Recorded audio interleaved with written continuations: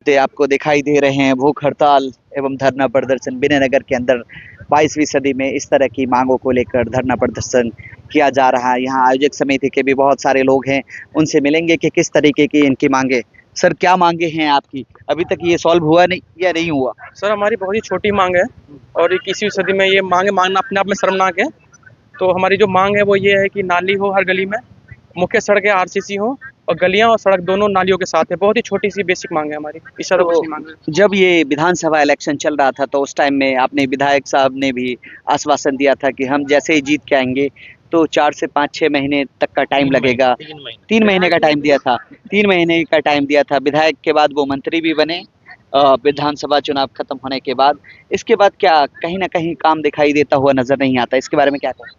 विधायक जी आए थे और सुबह 6 बजे ही आए थे और ज़मीन में बैठ के ही उन्होंने अपने आप को हमारा अपना दिखाने की कोशिश की थी और उन्होंने आश्वासन दिया था कि 3 महीने के अंदर अंदर यहाँ पे सारे नाली और सीवर का काम स्टार्ट हो जाएगा।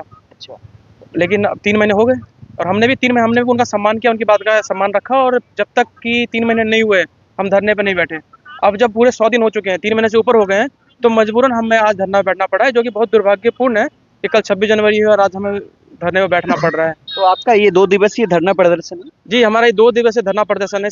सांकेतिक रूप से ही धरना प्रदर्शन है, भूख हड़ताल भी है हमारा, इसीलिए कि हम ये संकेत देना चाहते हैं अपने प्रतिनिधियों को कि अगर आने वाले समय में अगर कुछ चंद हफ्तों में या महीनों में हमारे गलियों में नालियां और सड़कें नहीं बनी तो हम इस धरने को व्यापक रूप में ले जाएंगे और इस धरने को बहुत बड़ा बनाएंगे। जब तक हमारी सड़क और नाली बन नहीं जाती तब तक संघर्ष करेंगे। नहीं, तो आपकी जो मांगे हैं इसमें आरसीसी जैसे रोड की और सीवर की, तो इसमें बहुत बड़ा बजट आएगा।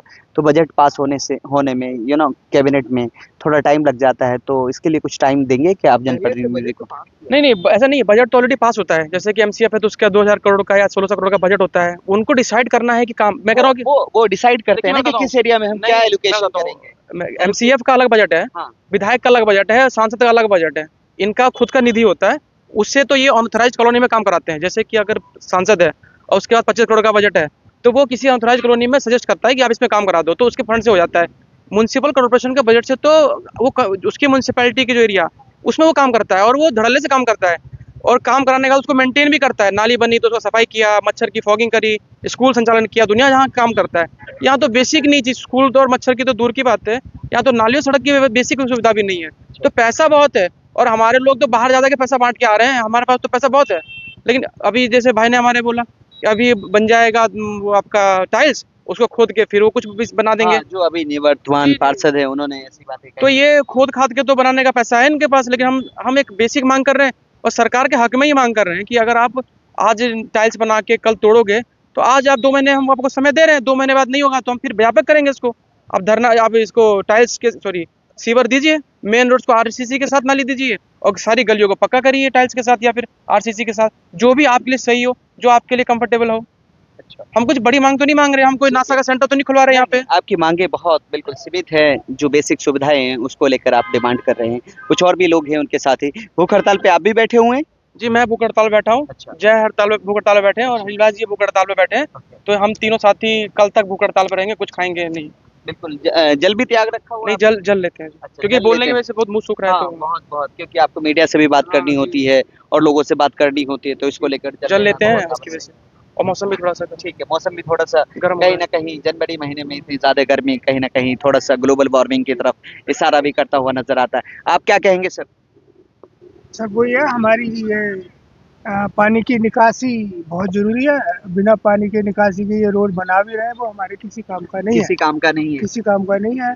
और पानी फिर थोड़ी सी बारिश होती है, घरों का पानी है, सारा पानी रोड पे आ रहा है और फिर लोग मिट्टी डाल रहे हैं और उसके बाद वो फिर कच्चा ही हो जाता है, हाँ, तो पक्का इसके नहीं। लिए इसमें जैसे ये समस्याएं जो हो रही है, तो काफी समस्याएं दिखाई देती हैं। लोग मलबा डाल देते हैं रोड पे, इसके बाद प्रॉब्लम ज्यादा होती है। तो प्रॉब्लम यही है कि वो पानी घरों में घुसता है, हाँ। तो अब वो पानी को रोकने के लिए उनको मिट्टी डालनी पड़ती है, अच्छा। तो पानी की निकासी हो जाएगी, सारी प्रॉब्लम दूर हो जाएगी। ठीक है।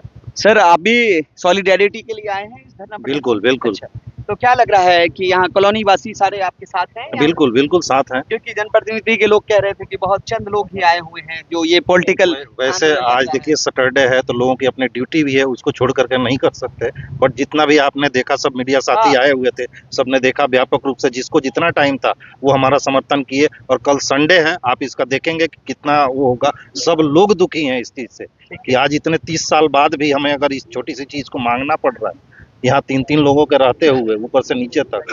और फरीदाबाद में एमसीएफ के पास कोई पैसे की कमी नहीं है, उसके बाद भी हमें अगर इस छोटी सी चीज के लिए वो करना पड़ रहा है तो ये बहुत शर्म की बात है ये। अच्छा ये बताइए, ये स्पॉन्सर्ड तो आंदोलन नहीं है? नहीं, बिल्कुल नहीं।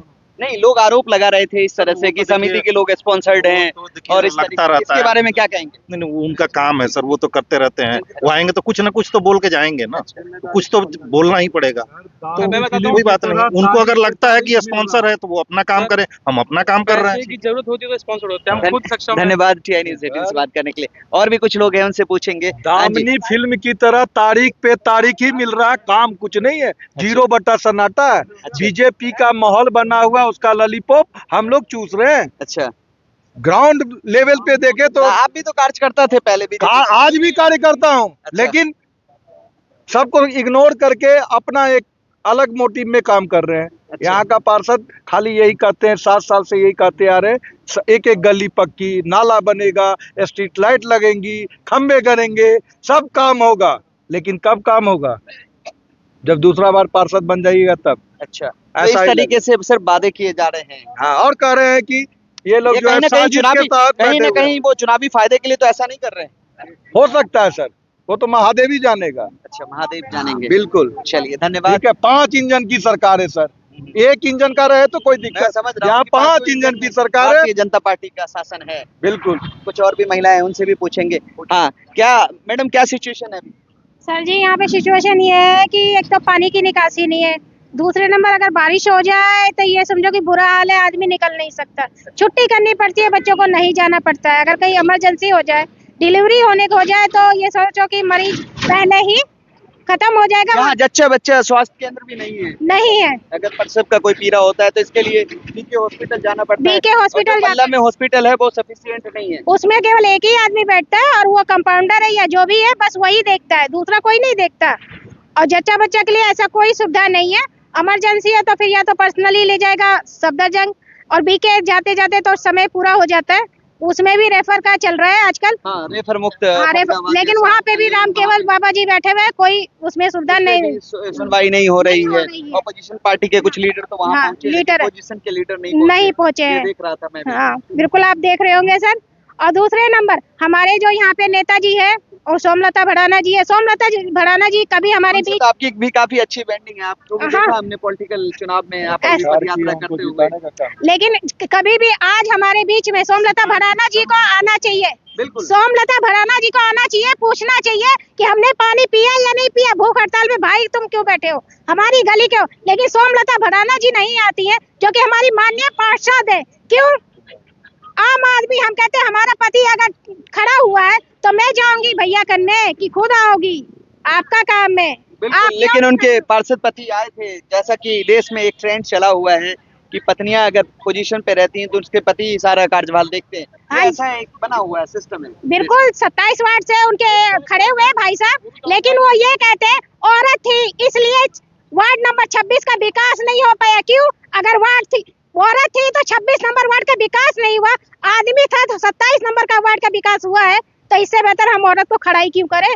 सीधी सी बात है, किसी आदमी को या कोई अच्छा हो जो हमारे समझ में हो उसको खड़ा करेंगे और हमारी जो है मूलभूत अवस्था है वो पूरी हो। अच्छा, अभी माननीय विधायक राजेश नागर जी जो मंत्री भी हैं, उनसे क्या आप आग्रह करना चाहेंगे, ये बताइए हमारे चैनल के माध्यम हम तो यही आग्रह करना चाहेंगे कि हमारा रोड पक्का हो, नाली हो और लाइट 24 घंटे हो, और कम से कम एक हॉस्पिटल हो। जो बीके जाते हैं 200 रुपया लगा के, साथ में एक मरीज के साथ जाता है, 200 रुपये किराया होता है एक मूलभूत, जाने का 1.5 घंटा लगता है बिना जाम के। अगर यहाँ पे कहीं पे हो तो कम से कम हमारा समय भी बचेगा, और अगर दवाई नहीं होगी तो हम बाहर से भी ले लेंगे, लेकिन एक डॉक्टर तो होना चाहिए। अच्छा, सेक्टर 91 में एक टीकाकरण केंद्र भी है आपका, वहाँ पे पानी काफी भरा रहता है, तो क्या वहाँ पे टीके भी लगते हैं क्या? सर पहले लगते थे, अभी नहीं लगते। अच्छा, अब नहीं तो अगर उसी को ही बड़ा करके इंफ्रास्ट्रक्चर स्ट्रॉन्ग करके वहाँ पे भी अगर हॉस्पिटल बनाया जा सकता है, इतनी तो जगह है ही। हाँ जी बिल्कुल है सर, लेकिन जब बन जाएगा तब की बात है, वादे तो बहुत है। क्योंकि अब फिर चुनाव है 5 तारीख को, और फिर चुनाव के लॉलीपॉप हमें दिए जाएंगे, भंडारे में भी जाएंगे, भाई लोग कहेंगे आओ भी कि हम आपके साथ हैं, उसके बाद में हम लोग फिर इसी हालात में हैं। लेकिन कहीं ना कहीं जब इलेक्शन में वोट डालते हैं लोग पैसे लेकर, तो कहीं ना कहीं लोकतंत्र कमजोर तो नहीं पड़ता है? ये बताइए। सर लोकतंत्र पड़ जाता है बिल्कुल, क्योंकि लोग दारू के नशे में बीबी को मार लेते हैं, बीबी फिर वहीं पे कहेगी जहाँ पे पति बोलेगा। नहीं, आप देखिए ना, छोड़ दीजिए, दारू की बात ही नहीं करते। आप जब मिठाई के डब्बे, नहीं सुन लीजिए, आपके यहाँ जो बंटता है, क्या क्या बंटता है वो तो हमें भी खबर है और सबको खबर होगा। च्यवनप्राश भी बंटता है और गुलाब जामुन भी बंटते हैं, कैलेंडर भी बंटता है, बहुत सारी चीजें इस तरह की। डाबर हनी भी हो सकता है, शायद बंटता हो, मुझे नहीं पता। लेकिन इस तरह की अगर चीजें आप लोग मौजूदा जो काउंसलर होते हैं उनसे एक्सेप्ट करते हैं, तो कहीं ना कहीं आप अपना वोट बैंक वोट बेच रहे हैं। इस बात में सच्चाई है या नहीं है? बिल्कुल सही बात है, सच्चाई है। अगर जो खाते हैं वो इस तरह का काम करते हैं, लेकिन हम नहीं खाते। हमें अपना पता है कि अगर 10 चोर है तो एक सही भी है। अभी तो आपने सुना होगा, ये मुद्दा बहुत चल रहा है कि आपके पड़ोसी राज्य, बिल्कुल चंद किलोमीटर दूर दिल्ली राज्य जो है, वहाँ पे भाजपा के कैंडिडेट प्रवेश वर्मा ने 1100 रुपए हर एक महिलाओं को लिफाफे बंद करके दिए थे। आपने सुना था? ये मुद्दा बहुत गरमाया था। हमने सुना था जरूर, लेकिन भाई देखा नहीं, और हम गए थे तो हमें तो मिला भी नहीं। अच्छा, आप भी गई थी क्या? हम भी गए थे कि भाई एक बार देख के आए। ये कैसी स्कीम है? ये बस वही है, आओ मिलो और खाओ, जो मिल जाए सो उसको 10 बनाओ। तो कुछ महिलाएं मिली मुझे भी, तो उन्होंने बोला कि जिसका नमक खाया उसका तो हक अदा करना पड़ेगा। 1100 रुपए लिए हैं तो हम वोट जरूर देंगे। बिल्कुल सही बात है भाई, जो खाएगा वो देगा, और जिन्होंने नहीं खाया वो अपनी सरकार बनाएगा। अच्छा, तो इससे कहीं ना कहीं फिर लोकतंत्र कमजोर होगा और आपकी डिमांडें वो कहीं ना कहीं कमजोर हो जाएगी। तो व्यूअर्स, लोकतंत्र में आप लोग अपने वोट का इस्तेमाल बिल्कुल वोट से अपने प्रतिनिधियों को चोट पहुंचाए, क्योंकि अगर लोकतंत्र, परिवर्तन का नियम ही लोकतंत्र है। अगर जो जनप्रतिनिधि आपका विकास नहीं करता तो कहीं ना कहीं उसको आप वोट से चेंज करने की कोशिश करें, और जो जनप्रतिनिधि जिसके लिए आप लोग वोट करते हैं उनसे अपनी डिमांड भी रखें।